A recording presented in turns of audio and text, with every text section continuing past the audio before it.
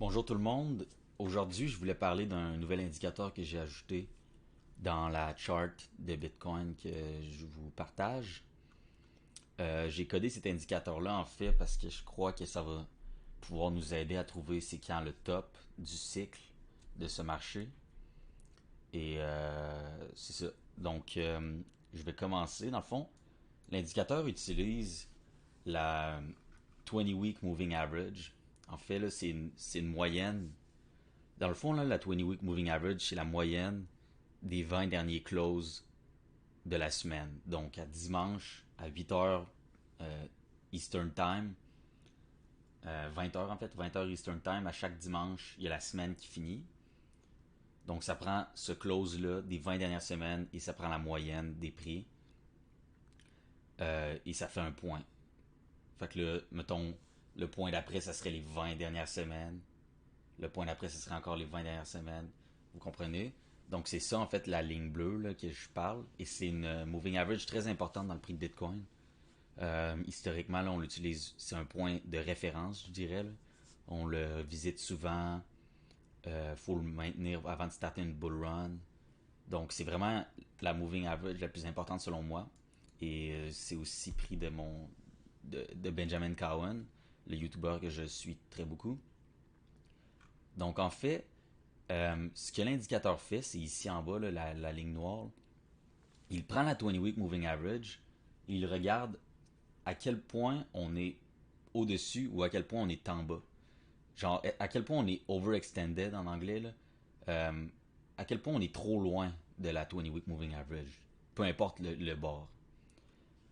Et là, ce que j'ai remarqué, si on regarde ça, on peut dessiner une genre de trend line. Là, je l'avais fait. On peut dessiner une genre de trend line et on peut voir que avec le temps, plus que le temps avance, moins on s'éloigne de la 20-week moving average. Donc, on converge un peu vers la 20-week moving average. Là. Et ça, c'est normal parce que plus qu'il va y avoir de l'argent dans Bitcoin, moins que le prix va bouger rapidement. Donc, parce que ça va prendre plus d'argent de le faire bouger. Donc, c'est normal que plus qu'un asset euh, pogne un market cap, donc plus qu'il y a de l'argent dans l'asset, plus que c'est long, moins qu'il devient volatile en fait. Et ça, je veux dire, c'est assez basic, là, c'est logique.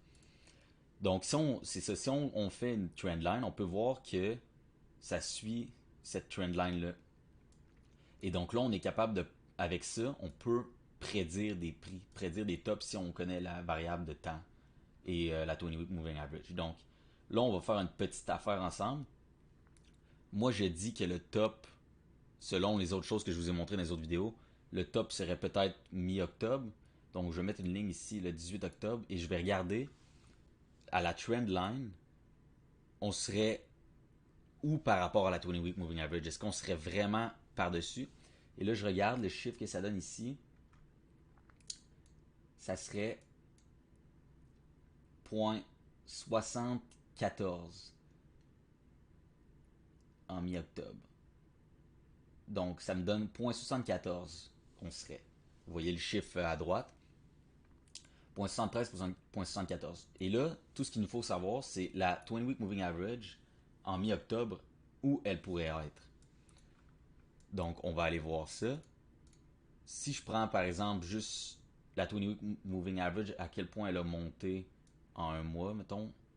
Elle a fait ça au début de l'année. Donc, mettons que je regarde. Là, c'est en logarithmique, fait que ça va chier un peu. Là. Mais mettons que je fais une petite approximation que la 20-week moving average va monter un petit peu jusqu'à à peu près 52 000, je dirais. Là. La 20-week moving average serait peut-être à 51 000, 52 000. Fait que je vais mettre 51 000 pour être conservatif. Et là, on n'a plus besoin de. Je peux vous montrer le code d'indicateur en fait, là, ce qu'il fait. Là. C'est vraiment simple, c'est juste une équation. Tu fais le log du prix divisé par la 20-week moving average. Donc là, ce que je peux faire, un petit calcul, tu fais le log de X, parce qu'on cherche le prix, divisé par la 20-week moving average, qui serait à 51 000 est égal à 0. On avait dit 73 ou 74. Je vais mettre 73 pour être conservatif. Et là, le prix qu'on a, ça nous donne 105 000. Donc là, c'est une grosse approximation.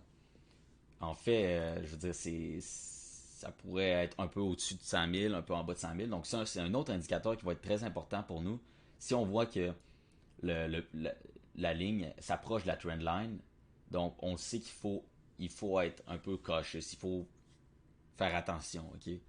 Donc moi je trouve que c'est vraiment un bon ajout à la chart et je vais continuer à chaque fois que je trouve de quoi de nouveau, que je développe quelque chose de nouveau, je vais continuer à ajouter des indicateurs comme ça on va avoir plus d'outils à travailler avec.